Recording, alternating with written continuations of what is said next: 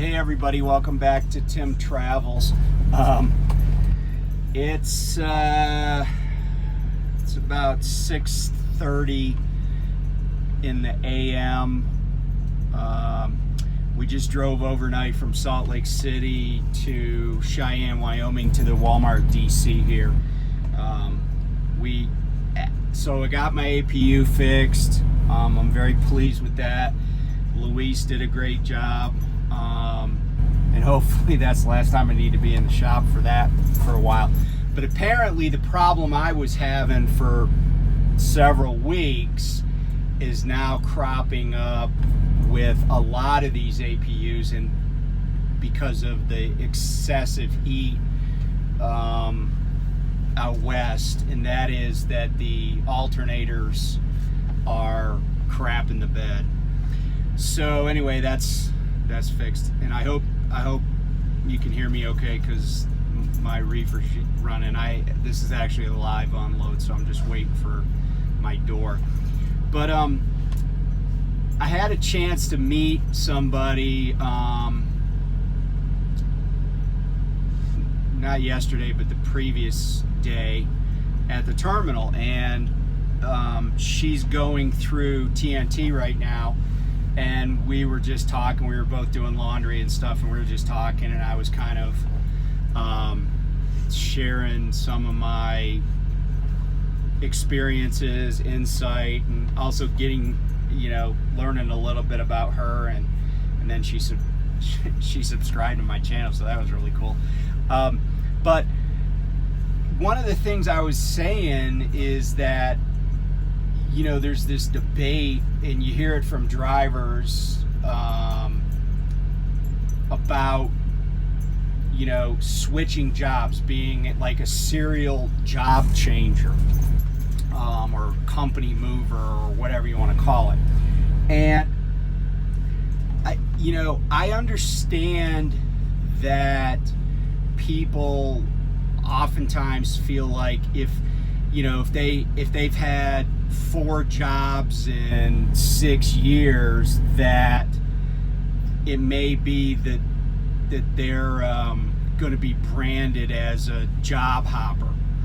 But and while I think that's true in many industries, I don't think it's true in the trucking industry, and I'll explain why.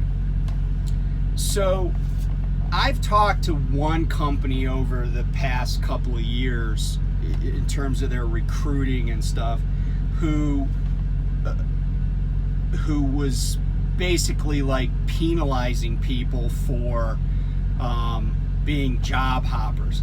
And I don't remember what their benchmark was, but basically they said, well, if you've been at more than 3 companies in the past 4 years, then that would impact what we would pay you coming in as an experienced driver.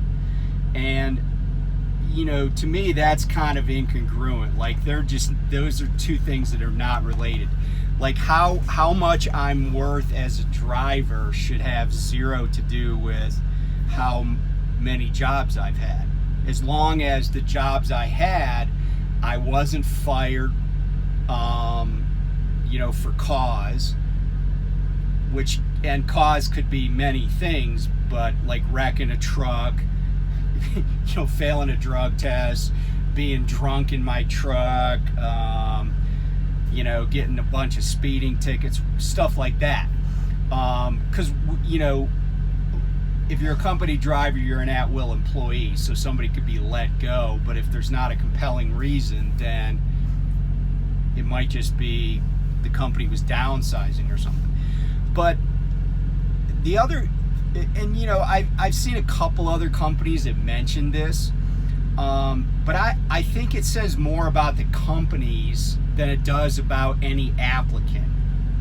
And the reason I say that is this, and I've said this in many different ways, many different times.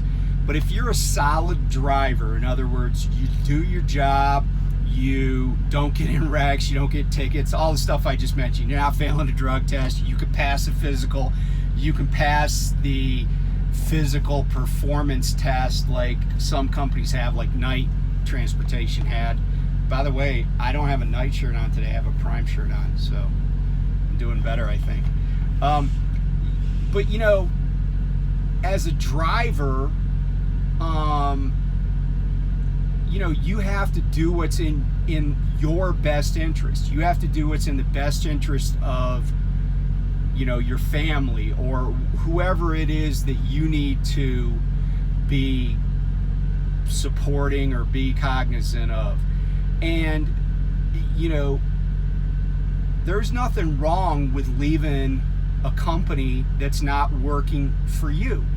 You're working for them, but they're not working for you. And there could be any number of reasons that you leave a company. And I'll use myself as an example. I left Knight Transportation because I was hoping to make more money. I left J&R Schugel because the company was unprofessional and cheats its drivers. And, you know, and I've kind of discussed at length why I left GP Transco. Wasn't anything wrong with GP Transco. I just needed a different platform to do what I wanted to do, and that's why I came to Prime. But, you know, I have 0 tickets, I have 0 CSA points, you know, so I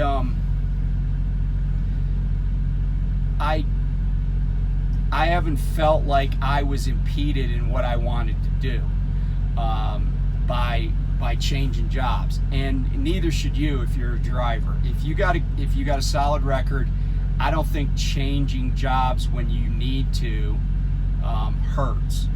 I think as long as you can articulate the reasons for changing the job, and I've filled out applications where I did articulate it, and I'm happy to explain myself, but I'm not going to apologize for trying to do better or put myself in a better situation. So anyway, that's my kind of like take on this issue.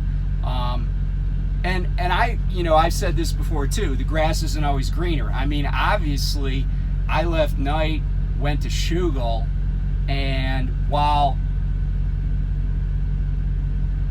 I probably wouldn't go back to Knight for a couple of reasons, I